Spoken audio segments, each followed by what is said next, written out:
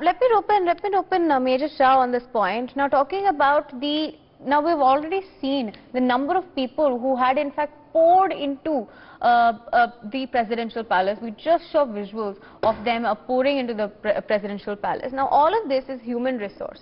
Now, how can Sri Lanka, like Group Captain Devnath was saying, rope in and tap into the sort of resources, natural as well as human resource that they already have?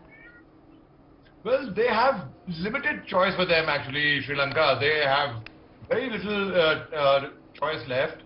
And regarding tapping into resources, be it any resource, be it human resources, be it natural resources, be it anything, they are the only option before them right now is they have got to unite.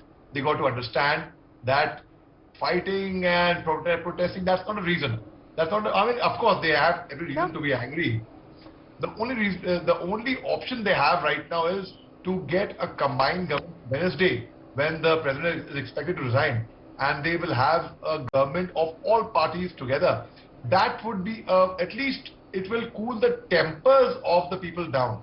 On IMF, let me open Major Shah on this point. Now, Sanjay Srivastava also detailed sort of requirements by the government in terms of obtaining funds from the IMF. Now, Sri Lanka has to submit its debt restructuring program to the IMF by next month is what we're learning. And to secure this particular bailout, they have to submit it or again they'll have to wait for several months after that. And it doesn't seem like at this point Sri Lanka can sustain or even afford to miss out on that deadline. Absolutely, but I doubt that Sri Lanka is going to get anything from IMF at the moment, because also if they ask for a loan, they have no guarantee with them. They are totally bankrupt.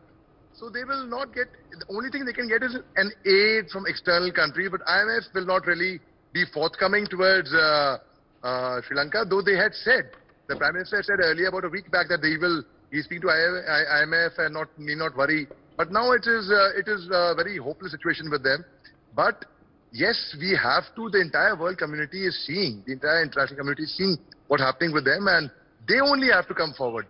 The initiative should come from China, but China, I doubt, will ever come forward and ever try to take the onus and try to help them out in any way.